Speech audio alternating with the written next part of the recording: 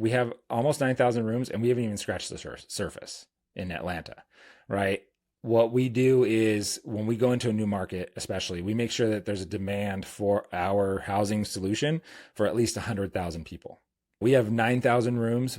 I think last time I checked in Atlanta, we're getting like 45,000 searches every month on our website for rooms for rent in just the Atlanta market. So I still have this page pulled up. So just to give you an example, Charlotte, we have 241 rooms. We're getting 4,000 searches per month, unique searches within the past 30 days on our website for rooms for rent. So clearly the demand is there, and we're nowhere near meeting the supply.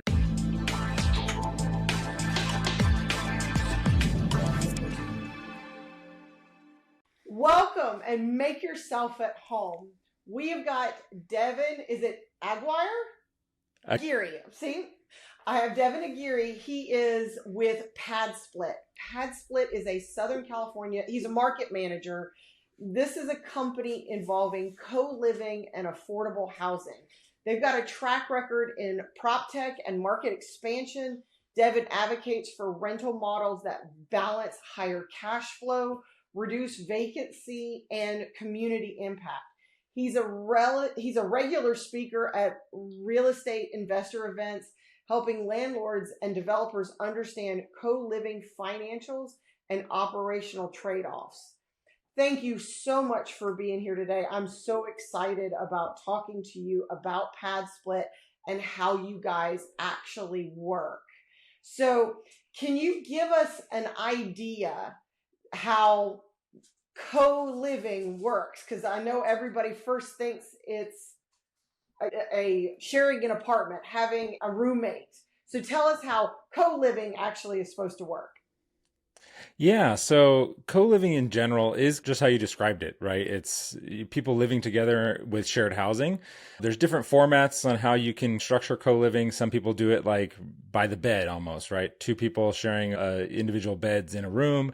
The way we do it is it's individual rooms, but for the most part, it's essentially dorm style living for adults. People sharing a room. Sometimes they have private bathrooms if they rent like the master bedroom or something, but most of the time rooms are going to have a shared bathroom. You have 3 or 4 bedrooms sharing a bath, and that's the idea. As far as the investment strategy itself, like the reason why investors usually want to do it is because there's, yes, less vacancy loss, as well as higher cash flow and better returns. So what does a day-to-day setup look like? Yeah, so everybody, like I said, everybody's going to do it a little differently, right? Kind of what we advocate for when we help a host. So we call our owners, operators, investors hosts, and then we call our tenants members. I always like to clear up the vocab in the beginning because as we go through, I'll start saying those things and then nobody will know what I'm talking about.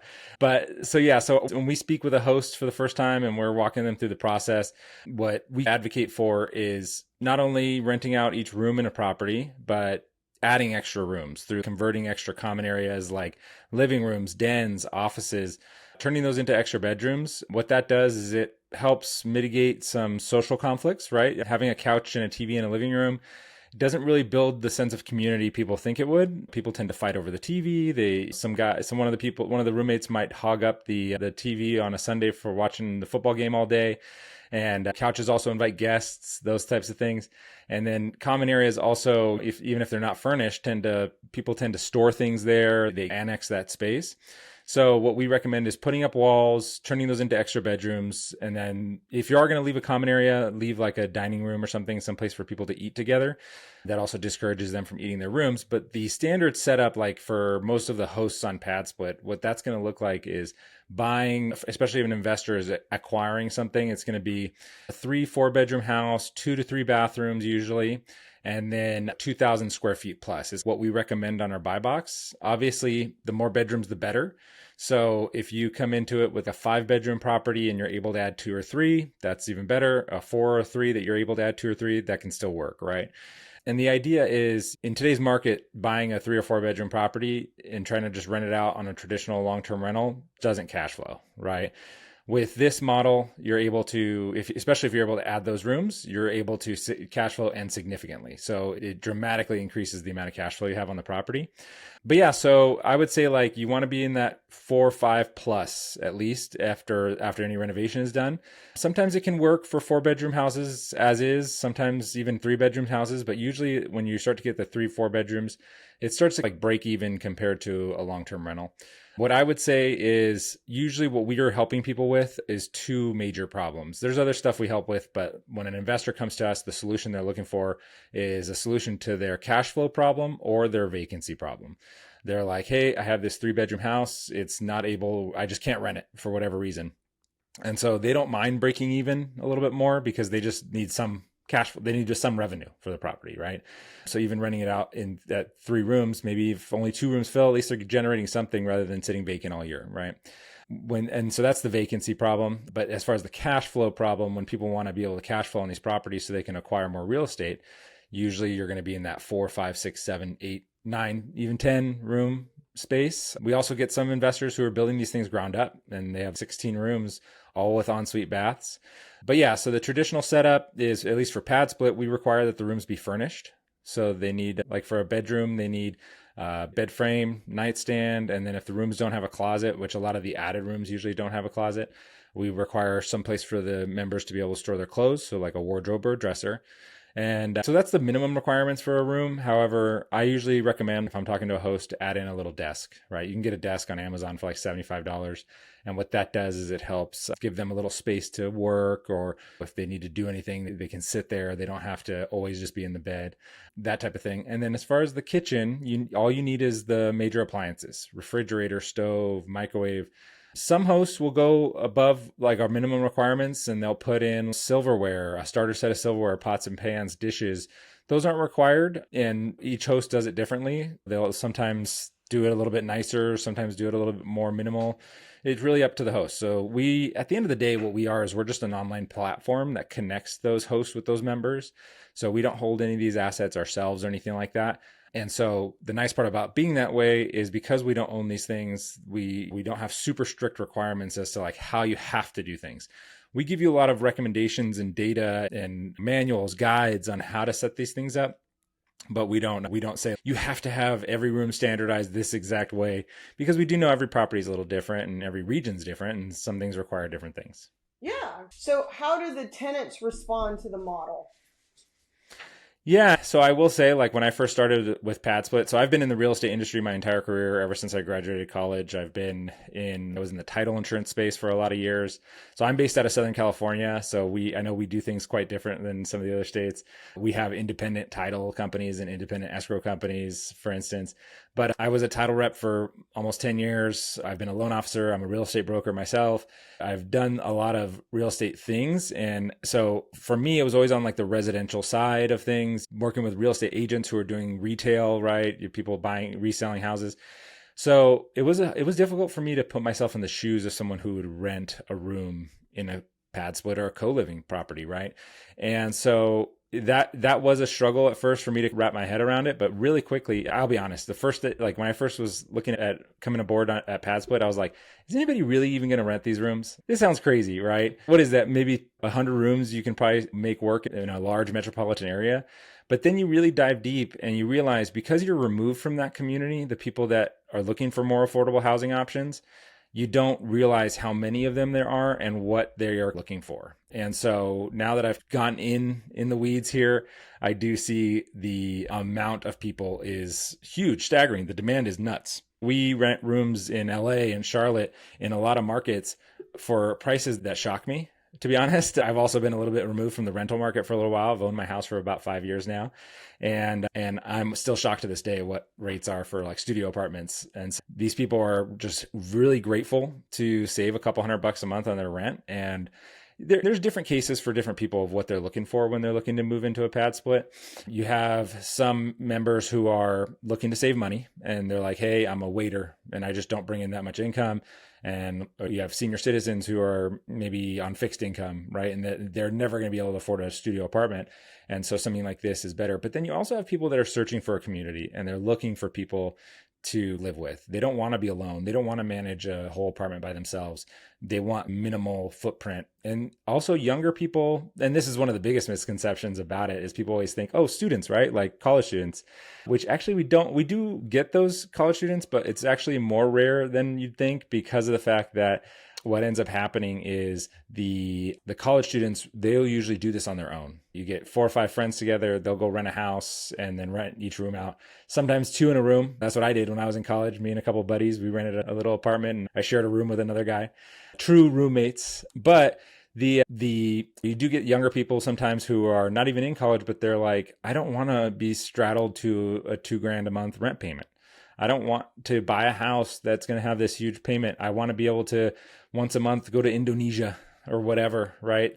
I'm not Gen Z, so I won't think for them, but that's the opinions I've heard from a lot of them is they look at housing as unattainable. And so they say, screw it, I'm just going to live my best life. Yeah, we have 4 boys and they're in their 20s. And so we hear that from my 26-year-old. Now, he works in the apartment industry. And so he gets a huge break on his rent, and that's one of the benefits of working full-time for the rental industry. But not everybody's that blessed. It's again, what do you do? Because he says all the time, I'm never going to be able to afford a house. And I'm like, no, you will at some point. The age of buying your first home jumped 10 years just in the last 5 years. So the average first-time home buyer was 28. Now it's 38. Yeah, and it's wild. Out of curiosity, because you said you've got a PadSplit here in Charlotte, what does an actual PadSplit cost here in Charlotte? Yeah, so we have more than one. So we launched Charlotte earlier this year, and I always like to keep my map handy on my screen here. We have actually 241 rooms in Charlotte on our platform. Yeah, and right now the average that we're seeing rate-wise, so we handle the payment collection for the hosts, and so we do it on a weekly basis, which helps improve collections rates and gives a lot more visibility into the payment cycle, as well as just improve those overall payment rates. But what we have, like for a bedroom with a shared bathroom in Charlotte, we're averaging around $1,026 a month. And granted, this is averaged out over all 241 units, which are spread all across the metro, right? So there could be nicer ones, there could be more lower level ones and stuff like that. Yeah. Yeah, 1,026 for a bedroom with a shared bath, and then on average for a bedroom with a private bath, we're seeing around 1,308 is a private bathroom type of bedroom. I take a lot of notes when I'm on with these. No worries. There's lots of things because I learned so much. What are the benefits of operating a co-living property for a host? Yeah. And this kind of goes back to one of my earlier topics that I was talking about with the 2 problems that we're usually solving, right? There's people that have properties already and maybe they're just not performing, whether they're not filling, or you have a 4-bedroom house that you're like, man, I need to make $2,500 a month in order to make it make sense to rent it. Otherwise, I'm losing money every month. And so that one, maybe they're super against filling it at a low rate, just in taking a couple $100 a month loss, right? So that's a vacancy problem, but it also built into that is a cash flow problem. But a lot of our cash flow solution is geared towards people looking to acquire these assets, because at the end of the day, most of these people that are doing this right now are like buying fix and flippers or fixer upper properties, and they are either traditional flippers, or they're looking to just build a portfolio, and they know that how you buy the property is how you get the deal, right? It's not, you don't make your money on the sale, you make your money on the purchase, they always say. Yep. So for those 2 people, the benefits are different, right? The investor who's looking to acquire these things, what they're looking at is they're like, man, if I buy a rental in whatever market I'm in, I might make $50 a month or lose $100 a month. Yeah, I can bank on appreciation, but that's not as reliable as I want it to be. So they're looking for increased cash flow. The classic example I say is if you're able to rent out, say like a 4-bedroom house for $4,000 a month, just to keep the numbers simple. Yep. And this is LA based. So $4,000 a month for a 4-bedroom house. If you're able to rent out each room in that property, our average in LA right now is about $1,200 a month, assuming they're all shared bathrooms. So that brings you to about $4,800 in gross income. right? Yeah. So it sounds like, yeah, $800 increase, but the downside or the caveat to that is that with PadSplit, you have to cover the utilities, right? So in Okay. LA, that might be $500. So now you're only really increasing the revenue by $300. Plus you need to furnish the rooms. So you're like, oh, maybe like I might just barely be breaking even compared to a long-term rental. Yep. Plus we have some fees and some hosts, obviously we don't do this for free. So Yeah. after fees, utilities, furnishings, all that, you might be breaking even or even losing a little bit of money. But if you're able to add a fifth room, and let's assume same rate, right? Now you're looking at $6,000 a month in gross revenue. Yeah. Now you're in the green, right? Say you're able to add a sixth bedroom. Now you're at $7,200 a month, and now you're doing well. And then not only does adding those extra rooms increase the cash flow and increase the profit margin for you, but it also helps reduce your vacancy loss. So this is the other problem we solve for is that same situation, somebody has a 4-bedroom house and they now rent it out with PadSplit. They were receiving zero income before if they were vacant for a long time, zero revenue month after month. They're covering PITI, expenses, everything like that to keep the property up. And so then with PadSplit, you come in and you rent all 4 rooms out individually. Even if you're only renting 3 rooms, you're making $3,600 a month. You're making less than that $4,000 you wanted, but you're getting something, right? Yeah, it's not and eventually that exactly. And you can always lower the price on that 4th room if it's not filling, just to get you back up to that $4,000, at least break even. So then there's that solves with the vacancy problem. But then if you add extra rooms and now you're back in that 6-bedroom scenario, not only do you increase the revenue, but then now if 1 or 2 are vacant, now you're still in the green because each room is a less percentage of the overall revenue of the property. And it's super unlikely that your entire room will ever be vacant or your entire property will ever be vacant again. More than likely, you'll have 1 or 2 turnovers. Even our average stay currently is about 8.5 months. Assuming you get 1 of those a month all year long, you're still doing better than that long-term rental if you sat vacant for 3 months in between leases, right? So that's the idea, is that not only does it solve the cash flow problem, but it also solves the vacancy problem. And it helps people feel good too, because at the end of the day, like I said, we have an internal reviews tracker where we track the members' reviews of like our platform and the properties. And there's so many reviews that people are like, wow, this changed my life. This let me take a breath to where I can save $300 or $400 a month and pay off my student loans or something like that. Like that can be a breath of fresh air for a lot of people. Oh yeah. Well, and that's the thing. Okay, so here it is. Instead of a family moving into a home, you now have essentially a bunch of strangers, kind of like you said, it's like dorm living. I immediately thought dorms when I was in college, and then I also thought like halfway house or things like that, people you don't know. Now, how does co-living strengthen community bonds? How does that help? Yeah, each house is going to be a little different, and I will say like we have different styles of hosts, right? Now, if I'm talking to a host that wants to be successful on the platform, what I tell them is at the end of the day, this is not a passive real estate investment at all. Right? People think, oh yeah, they hear the extra numbers and they're like, oh, this is great. And they think I can just do this and fire and forget. You still have to manage the property. It is still a real estate investment at the end of the day. So you're still a landlord. Now we do allow our hosts to work with property managers, and that can make it more of a passive investment, right? Now they're handling the day-to-day, the member interactions, all that maintenance, all that type of stuff. But you don't have to. A lot of hosts self-manage. And so each host, like I said, does it a little differently. Some hosts really feel strongly about building that community and making sure that each PadSplit member in the property almost becomes like friends, right? There's some that do a Friday night pizza night where they'll order 2 pizzas to send to the house and stuff like that. And that helps foster that community. They'll do a Christmas event around the holidays to help foster that community. But none of that's required. Obviously, we encourage, like we tell people, like turnover is your worst nightmare, right? Yeah. So if you run your property like a prison, you're going to have a lot of turnover. And what's going to happen is it's going to cost you money. Like you want to facilitate these people to be there, want to stay. Because while our average stay is 8.5 years, we have PadSplit members that have lived in certain properties for 3 or 4 years. People think that everybody's just going to want to leave right away whenever something changes in their life. And that does happen. You get people that they change jobs to the other side of town and they're like, you know what? I got to move to a different PadSplit. But then you also get people who are like, hey, I just like it here and everybody gets along. My bills are cheap. I like to just play video games. It's hard to imagine. That's another aspect that's hard to imagine, I will say, because like in real estate and in like the entrepreneurial world where a lot of agents swim around in, you meet very driven individuals and people who are very ambitious and have all these goals and they want to do things. They always got their wheels spinning. And that's how I am. So it was a little bit of a struggle for me to hear that too, that people are like, oh, I'll just live here and I don't care. They just find different drivers in life, right? They have different motivations. And that's totally fine. But it is true that some of those people will just live there for years and they don't care and things work out for them and they're okay. Usually the people are single. We do allow for hosts they can allow for a double occupancy if they'd like. And they can even adjust the rates. I always tell hosts, like, you list a property, you're going to get people who go on a request a double occupancy and they're like, hey, my wife wants to move in with me, or I have my sister or my girlfriend, my boyfriend, whatever. We don't require hosts to allow for double occupancy, but it's host discretion. So they can if they want to. And then a lot of hosts, what they'll do is they'll change the rate slightly to cover for the increased utility usage for the room.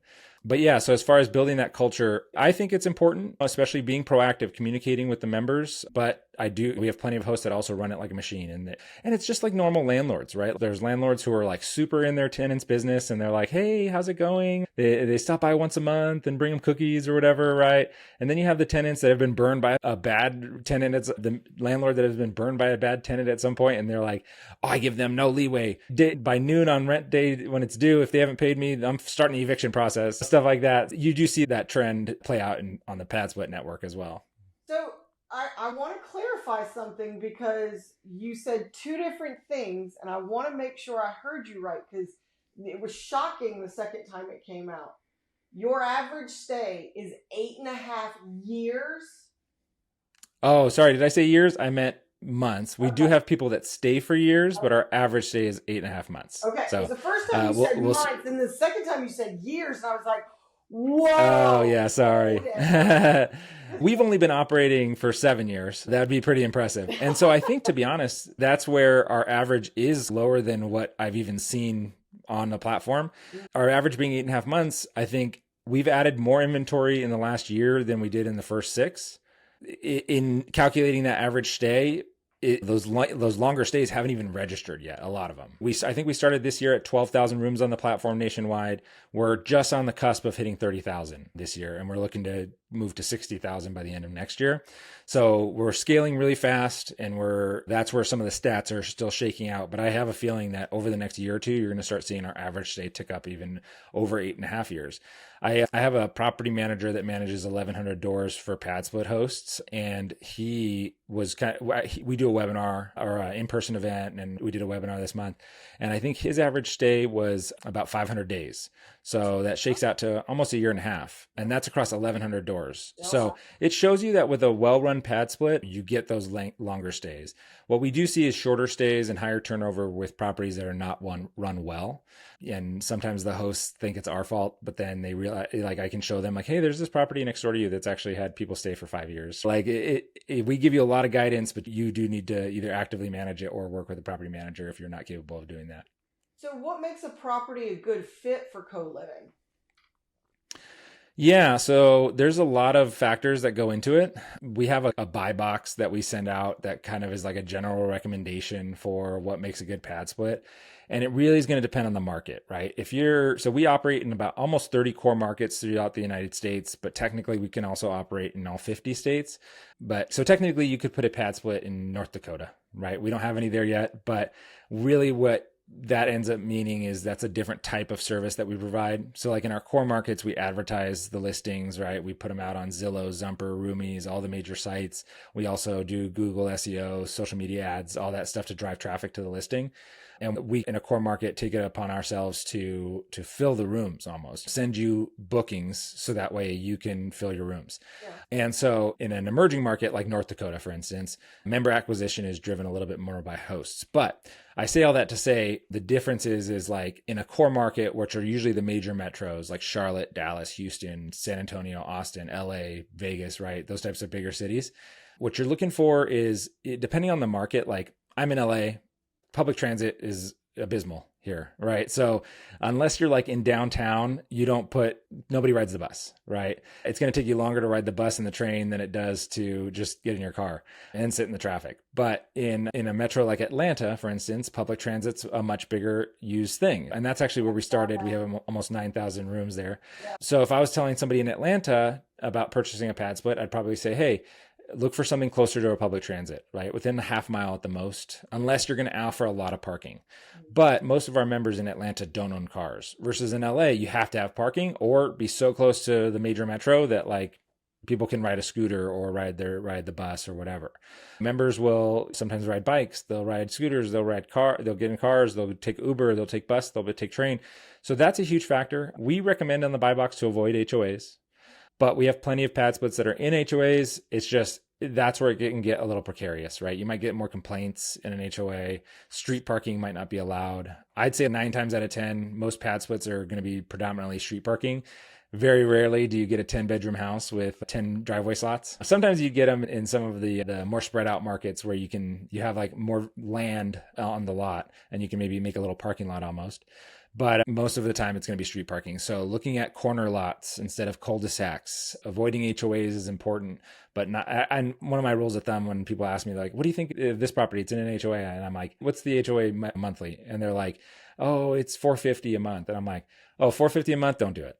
You know what I mean? Because $450 a month, they're going to be in your business, dude. $45 a month though, they probably don't even know who's in charge. You know what I mean? Yeah. And then you also want to make sure you read their rules and their regulations because they might ban midterm rentals. We are not short-term rental. We have several things that we do to specifically make sure that we're not short-term rentals so that we don't have to get a license or anything like that. We make the members commit to 31-day stays, for instance, in the property. And if the HOA has a rule against short-term rental, that doesn't apply to us. But yeah, so I would probably say if you don't have the property already, avoid HOA. And then you want to look for something like 2,000 square feet plus at least. The more convertible square feet, the better. Because you might see a property with 3,000 square feet that has the ability to add 1 bedroom. And then you might also see a property with 2,500 square feet that can add 3. That would probably be a better move as long as the rooms aren't like way disjointed and way too tiny. But it's really just what the usable space is. And each layout of the property is going to be a little bit different. So you want to make sure that you can find something that you can add rooms to. 3-4 bedroom plus 2,000 square feet plus. We usually recommend at least 2 bathrooms to start because we have a maximum bedroom to bathroom ratio. So you can't have more than 4 bedrooms using 1 bathroom, but we recommend a 3-to-1 ratio or lower if possible. And most of our investors, when they're looking at acquiring a property, they're not looking to spend $200,000 converting it into a pad split. They're looking for, how can I easily put up a wall in this living room and add a bedroom for under $5,000 or something? Those types of conversion renovations. And so if you find a 3-bedroom house that you want to add 3 bedrooms to it, you're probably going to have to add 2 bathrooms. And that's usually where you have a significant increase in the renovation cost. You have permitting and plumbing and you're digging up the foundation, all that type of stuff. So having extra bathrooms to start really helps. So a 4-3, a 3-3, those are good foundations. And then, like I said, having that square footage is super important. Being close to where the action is, essentially. Like you don't have to be in downtown, but being by a freeway if you're a driving city, being by public transit if you're a public transit city, being by major centers of employment, being walkable, even if it's not to major employers, but if you're within like a half mile of a Walmart, right? Or like a grocery store, those things make it much easier for people to want to move in because they have a lot of services nearby without having to drive and do all that stuff. So if you have restaurants and grocery stores nearby or a mall, usually pad splits do really well by airports too, because a lot of the employment at airports tends to not be the highest income. So there's a lot of people that work there and they also don't make a whole bunch of money. And they're looking for, how can I save money while being close to work? And at the end of the day, people ask me all the time, who rents these? And I tell people, it's people who live and work in the area who are looking for a way to live closer to their job. We all want to live closer to our job, just not everybody can afford it. And if you can save $300 a month from your current thing and then also be 10 minutes closer to work, you're probably going to take it up. Yeah, and so those are the major on property. He rolls out of bed, goes to work. Our daughter-in-law rolls out of bed and walks 5 minutes to work. That's what everybody would. And that's why working from home became so popular. Oh, yeah. Nobody wants to spend an hour on the road if they don't have to. I work from home now and I told somebody asked me the other day, they're like, would you ever go back into an office? Like what would they have to do for you? And I'm like, they would have to give me like retirement money in order to make me have to go into an office again, especially with the commute. Like maybe 5-10 minutes away, who knows? But if I had to, I used to commute an hour every day to work, and I'm like, oh, that is brutal. And it's funny because I'm in California, so that's 15 miles. It's not like some people in other states are like, oh yeah, that's 45, 50 miles away. I'm like, oh no, that's right down the street. But so those are some key things. So easy convertibility, right? Those are major things you want to look for, and having that ability to convert those extra spaces, because when I see people acquire these properties and they turn them into 5 bedrooms, the numbers just tend to be tighter than if they can be at like a 6 or a 7. Yeah. What numbers can investors realistically expect from a co-living situation or investment? Yeah, majority of the time, if they're doing it right, they can usually expect 2 times the cash flow at minimum. Sometimes they even see 3 times, right? Kind of like that example I said, right? The 4-bedroom at $4,000 for a long-term rental. If you're able to get it up to 6 rooms, you're looking at $7,200. You might have been cash flowing on that property $100 a month, and now you might be cash flowing $1,000 a month, right? And that's a 10 times increase. Yeah. But that's not going to always be the case. So we always say, usually if you add 2 to 3 bedrooms, you're usually able to get at least 2 times the cash flow. Are there vacancy trends and demands that investors should be looking at or trying to understand? So, sorry, vacancy trends, is that what you said? Yeah. So one of the biggest things that we've seen people say in like Atlanta, for instance, right? We've been operating there the longest. That was our home market that we first started in. And we have about 9,000, almost just under 9,000 rooms there in Atlanta now. People think that we're getting saturated there, and they're like, hey, it's like Airbnb, right? Certain towns have been way oversaturated by Airbnbs to where now your occupancy is like 20% and you're losing money. With PadSplit, we have almost 9,000 rooms, and we haven't even scratched the surface in Atlanta, right? What we do is when we go into a new market, especially, we make sure that there's a demand for our housing solution for at least 100,000 people. We have 9,000 rooms. I think last time I checked in Atlanta, we're getting like 45,000 searches every month on our website for rooms for rent in just the Atlanta market. So I still have this page pulled up. So just to give you an example, Charlotte, we have 241 rooms. We're getting 4,000 searches per month, unique searches within the past 30 days on our website for rooms for rent. So clearly the demand is there, and we're nowhere near meeting the supply. Now, so people think we're getting saturated, but it's not. I wouldn't necessarily say that. I will say there is a little bit more competition. 3 or 4 years ago, when we had less than 10,000 rooms across the whole platform, if you were to put just any old property on in Atlanta and price it, you'd fill it up. Now people are like, they have a choice, right? So they're like, oh, this property is a little bit closer to my job. This property is a little bit closer to the bus line. So that's why when I talk to different hosts, I have different strategies on how to help them as far as investing in their first PadSplit. Sometimes if they're like, hey, this is my first time, I'm super new to this, where do I begin? I'm like, Atlanta actually might be a good market for you because we have so much established like vendor relationships, and we have property managers, we have realtors that can help you identify a PadSplit super easy.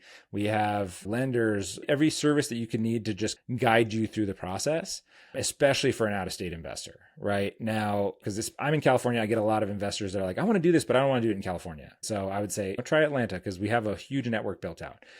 But the downside to that is you do also need to be on your game. So you want to make sure that you work with those vendors because they're going to make sure that you have a grade A property located, set up, all that type of stuff. Yeah. If you are looking to you've been a landlord before and you want to try this, your home market's probably going to be the best because you're going to want to self-manage at first just to learn it. We always say if a host gets to 2-3 properties at some point, you're going to need to hire a property manager unless you're going to do it in-house and have an employee, because otherwise it's a full-time job. And that's usually why you got into real estate investing, is to not have a full-time job like that. I would say like that's one of the biggest things that we see as far as vacancy is like people that have properties that haven't been renovated since we first started this 5-6 years ago, and they're beat up, right? They're like, man, I used to be able to fill this, now I have problems. So it's like, now you have people that are putting on properties that are like brand new turnkey, and people are just choosing with their dollars, right? And they're going over there and voting over there. So that's really the only things. But like, we do get people that sometimes will put properties out in the middle of nowhere too. And then they're like, why am I vacant? And I'm like, you don't even have neighbors for a mile around you. So why would you think that a bunch of people would want to live out there? That's where I usually say, let's have that conversation early. So that way we can find a good spot for you to invest in. What's next for co-living as a housing model? Yeah, I think on the future roadmap that we see is better adoption, right? There's a lot of cities out there right now that are changing their rules around co-living. Like we have a legal structure that makes it work, and we've never had a pad split get shut down over zoning or unrelated occupancy issues. I always tell people we have had pad splits get shut down over unpermitted additions and work and unsafe non-code building upgrades and stuff like that. But as far as like those types of rules, but we'd like for it not to even be an issue, right? Because there are some cities that push back on it and we have to litigate and do that type of thing. And we'd like for more cities to be open to it, which they are. There's a lot of cities right now and a lot of states putting in rules saying co-living's okay, because I think too many years we've been trying to say we'll have the city and the municipalities and the governments build affordable housing, and that's just not working. I know out here in LA, I do presentations out here in LA all the time, and I have a slide where I show like, hey, this is a private solution to a public problem, no taxpayer dollars needed. And I always say the LA City Council though might object to that, because I think they've got their spoons in the pie, spending $1 million on a little tiny home. I hope nobody from LA watches this, but yeah, watch now. I'm gonna have threats from the city council. But at the end of the day, what we want is cities to be like, okay, we'll partner with you, right? We'll offer like a voucher or something like that, or for maybe some sort of tax incentive to say, hey, the more co-living facilities you build, we'll cut you a break on property taxes or something. That's where I think we see this going, because while we're not the full solution to the affordable housing crisis, because we are like mostly singles only, families can't live in these rooms. That's partially the reason why I struggled to put myself in the shoes of these people, because for me, I have a wife and 4 kids. It's hard for me to imagine sharing a room or living in a room in a house. And that's not always the safest situation either. There's got to be other solutions for those types of people. We do see this making a big dent, especially because now, like we talked about, younger people aren't buying houses. They're also not getting married. They're not having those families. So there's going to be more single people who are looking to rent just smaller units. And you're touching on where I wanted to go next, was whether this is a trend or a long-term solution. What regulations do you think will shape the future of your industry? Where do we need to push to get this going? So we actually we do a lot of, not lobbying, I know that sounds bad, but we do a lot of speaking events. Our CEO, Atticus, he had a meeting at the White House a couple months ago, not with the president, with somebody from the White House. And so we're involved in the people who make policy. We talk to them, we advocate for this model. And I think people are astonished by the fact that we are successful. We're a profitable company able to make this work. And I think we get a lot of comparisons to like Airbnb, right? Airbnb blew up during COVID and stuff like that, where it was like the investment strategy is the only way to invest in real estate, right? And now what we're seeing is there's a lot of public backlash. I don't know about Charlotte, but in Southern California, like every month I read about a city that's banning short-term rentals. Oh yeah. And yeah, or if they allow them, they tax them like hotels, and now there goes your profit margin and stuff.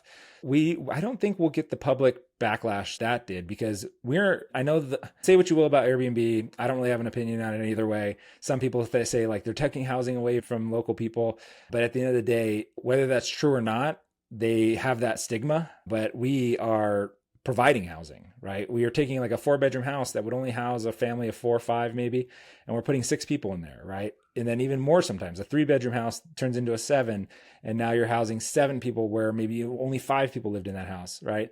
And those are tax-paying people that have income, that work and live in the community. And so it's not like traveling people. So it's not like tourists that are taking these houses away from people. It's helping build the community while solving the affordable housing crisis. Where I don't think Airbnb or other short-term rental platforms ever went through a big period of cities being like, we want to be more open to Airbnb. And that's what we're going through right now. Cities are incentivizing us. Yeah, we just launched Portland in November, I believe, or maybe September. I think it's been a little while now. We launched Portland in September, and the city of Portland is actually offering an incentive for people to build these units. If you provide a room on PadSplit or I think it might be open to just co-living. I don't think it's specifically to PadSplit. But if you provide a housing unit like that to somebody that's under the median income by a certain percentage points, they'll give you just a flat grant essentially towards that. And so cities are more and more open to this. Like in the beginning in Atlanta, we had a lot of pushback from the city governments, and now we are actually getting invited by different cities. Cities are like saying, hey, can you come launch in Oregon? Like in Portland, they asked us to come launch, right? And so I think that's the future. I think people see the need for it. And unless we have some sort of dramatic depopulation of the United States, like people are still going to the population keeps growing. People are still going to need housing. We're not building a whole millions of new units. LA, I know, is like 500,000 units short. Like we just can't build those fast enough, And I'm sure that's the same in everywhere in the country. We have 157 people moving into Charlotte every single day. And we can't build apartments fast enough, townhomes fast enough, homes fast enough. So, yeah, we see the issue everywhere, and affordable housing is the biggest talking point and real life crisis for people now. Now, Devin, there's a referral program that you guys have, plus you've got some webinars and things that people could get in on. Can you tell me a little bit about that? Yes. Yeah, so I put my link tree in the show notes, I believe. Awesome. So if you click that, it'll take you to sign up for my monthly webinar. I just had my webinar earlier this month, so my next one will be in January. Okay.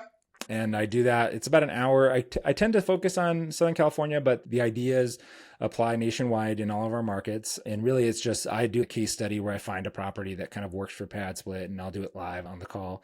And I talk about a little bit more in depth on the operational side of what it takes to operate a PadSplit. But we also have our referral program, like you mentioned. And the referral program, the way that works is we work with everybody in the real estate community that works with investors, because that's the biggest thing I think right now is that most people just haven't heard of us.